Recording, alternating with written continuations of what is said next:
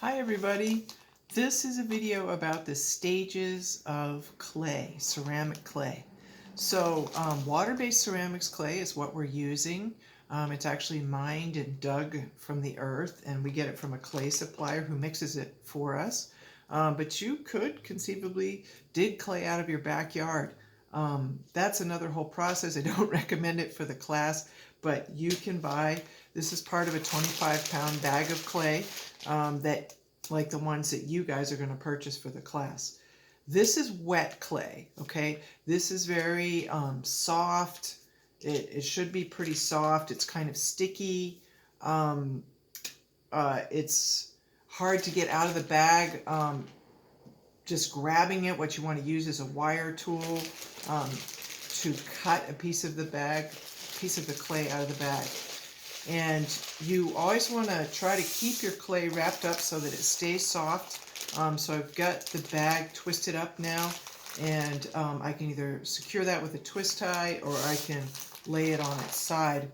And that's the best way to store your wet clay. Once in a while you may want to use a spray bottle, or you could just put in a tiny bit of water. You don't want to put much in here because you'll turn it into mush, and then it'll be really sticky and super hard to work with. When you're working with wet clay, I recommend you work on a porous surface like newspaper. This plywood board is also a good surface if you have any boards, or we have what we call project boards at the lab, and we could give you one to borrow for the semester, okay? And newspaper is a great surface too when the clay is wet. All right, so you made your projects. Hopefully you watched my video on making pinch pots, and here's my pinch pots that I made to show you how to make them in the video. And here they all are. And what I did was I made them and then I left them out for a little while, but what you can do is make them and let them sit inside of a bag overnight.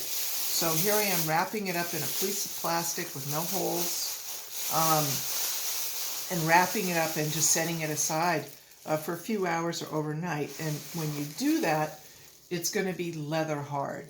Now, leather hard clay is a great stage.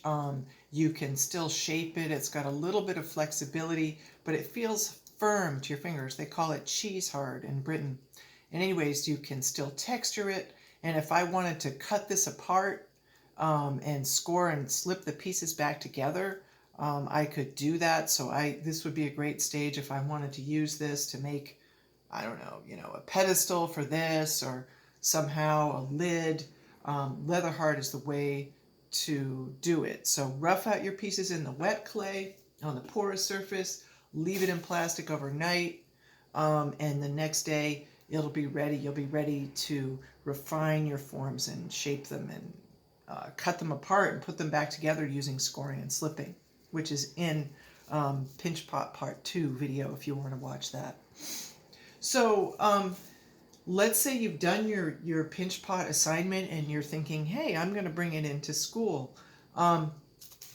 Leave it in the plastic bag, and what I want you to do, don't let it get dry all the way. Just leave it in plastic. So even if you're done with it and you've finished it, you've scored and slipped, you've added your designs, you're pretty much done, leave it in at least one layer of plastic. It's not bad if it gets firm, leather hard, but we don't want to let it get bone dry. So if you leave your pots without plastic, especially here in Northern California where it's dry, they will become what's called bone dry clay. So this is a piece I was working on and it broke. And I really can't do too much with this because bone dry clay is kind of, you'll see it looking white and it starts to feel powdery, and it also is very dry feeling and it doesn't feel cool. So you don't want to let your work get to the bone dry stage. You want to save that for right before it goes in the kiln. So what I'm saying is bring your work to school when it's leather hard, wrapped in plastic, and what I want you to do is wrap each piece in a plastic bag, and then I have a whole bag here full of plastic, box here full of plastic bags, And what I want you to do is, you know, carefully cushion each piece. Each piece is wrapped in a plastic bag. You can use a Ziploc if you want, but just regular grocery bags are great. And place it carefully in the box, and gently make sure it's not going to hit anything or run into anything. And then each piece is in a plastic bag, and then that's how you transport it to school, is you bring in the whole box and then carefully take each piece out and put it on the shelves at school. Okay, so that's the different stages of clay and how to work with them. The clay shrinks. I'll talk about clay shrinkage in another video. Thanks for watching.